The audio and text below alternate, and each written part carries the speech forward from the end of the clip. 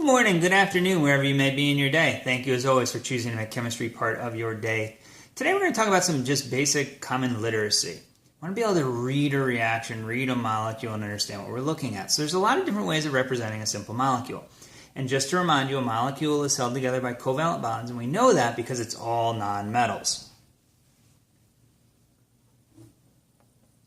So for example, we could take the molecule of ethanol. We can take the molecule of ethanol, so your basic alcohol molecule. It contains 2 carbon atoms, 6 hydrogen atoms, and 1 oxygen atom. So we could write this simply C2H6O as just the simplest empirical formula and molecular formula, or chemical formula. So all those mean the same thing. Molecular formula, chemical formula. In this case, it's the lowest ratio, so it's also the empirical formula. So a couple things to point out here. Every capital letter is an element. Every subscript is a number of atoms immediately in front of it. So this is 2 carbons. This is 6 hydrogens. And there's nothing here, but that's okay. That the implied 1. So there's implied that there's 1 oxygen atom. So that gives us some amount of information, but believe it or not, there's actually more than one way to build this molecule. Or in many cases, there's a lot of ways to build a molecule. So one representation of this would be something like this. Carbon attached to carbon, hydrogens all on the outside, and an oxygen on the end. This would be a structural formula showing us actually how the structure is put together. Every line represents a covalent bond, and we know they're covalent bonds and a molecule again because everything there is nonmetal. Nonmetal, nonmetal, nonmetal. Remember, hydrogen, think of it way over on the right of the periodic table. So that gives us some degree of information, but even this, there's multiple ways of building. It could be flat, it could be bumpy, it could be curved one way or curved the other way. So sometimes we have to represent it in even more detail, and we would call that a molecular model. And there you're trying to show the actual bonds and which ones are going into the board and out of the board and the actual angle between them. And it's still the same basic representation. They might use colors, they could still use symbols if they wanted to in the center. And then a fourth way of representing is what we call a space-filling model.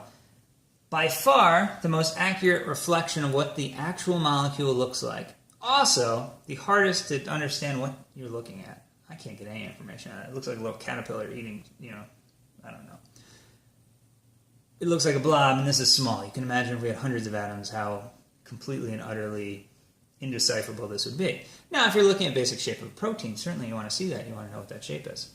So there's uses for all of these things. This is the most accurate reflection of what you're actually looking at, but it's the hardest to interpret. This has the least amount of information, but the easiest to write. And then you have everything in between. So, chemical or molecular formulas, structural formulas, kind of 3D structural formula to be honest, or a molecular model, and space-filling model. Okay. This is probably a little bit more practical and more what we'll see a lot of in class or in the books.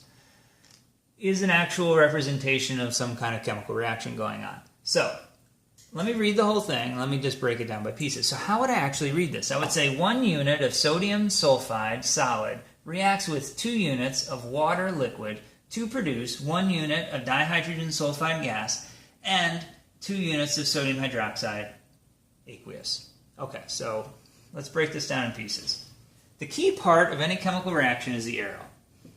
Sometimes it's double-headed arrow, sometimes the arrow goes in both directions, but there'll be some kind of arrow. Everything before the arrow is what we call a reactant.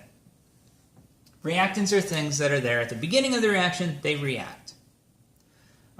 If you want to think of them, the things that are there at time 0 at the beginning.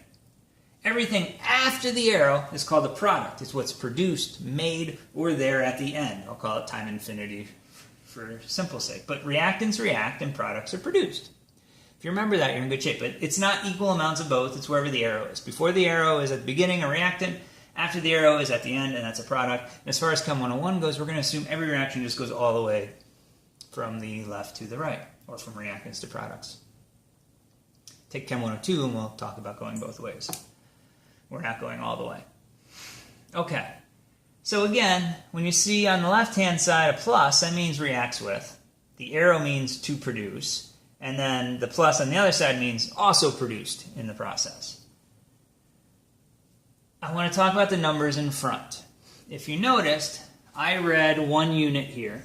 I read 1 unit here, even though the 1 wasn't written, so that's implied. And that's how many of everything that follows until we get to another plus or an arrow. And this is 2 of everything that follows, 1 of everything that follows, 2 of everything that follows. We won't get into this for a little bit, but that's called the stoichiometry, or stoichiometric factor. But that's how many, and that's really a more important word to know. So we have 1 of these, 2 of these, 1 of these, 2 of these. That's important. Always remember this is the number of atoms that it immediately follows, so 2 atoms. So every 1 unit here has 2 atoms of sodium and an implied 1 atom of sulfur. Now, I didn't give any in this example, but if you look in the upper right, nothing's written. That's where the charge goes. So if nothing's there, we assume that it has 0 charge. So no charge. And then on the bottom right, we see something new. This is called the state of matter. So you might guess S is for solid, L is for liquid, G is for gas, and I think all that's self-explanatory. AQ is going to be a little trickier, but that means aqueous. And what that means is dissolved in water. And we're not going to do much with that right now. I just want you to know what it means. Or at least that you've seen it before. So solids, liquids, gases, and dissolved in water, or aqueous. Okay. What else? All right, so let's take a look at these pieces. So this is a solid chunk of sodium sulfide. How would I know that's a solid? Well, you might notice that sodium is the first element. That's on the far left of our friend the periodic table, meaning this is a metal. And metals, when they're attached to nonmetals, form ionic compounds. So this is an empirical formula, or Lewis ratio, of an ionic compound.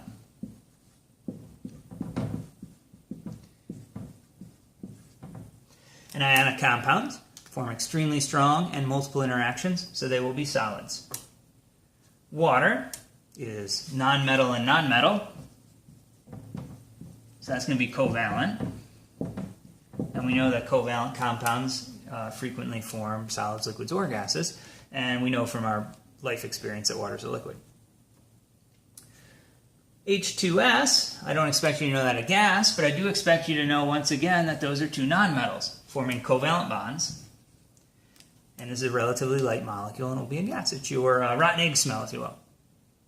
And this last one is back to sodium, so that's a metal with a nonmetal. So again, this is going to be empirical formula of a ionic compound. And in this case, sodium hydroxide dissolves in water, so we call that aqueous. Actually, this would dissolve in water as well. I just wanted to point out some of the different states of matter. And that is all I have for you on this one. I hope you enjoyed it. I hope some of this is starting to click. You're starting to get used to just the way we write things in chemistry. Have a wonderful day. Thank you for your time and attention.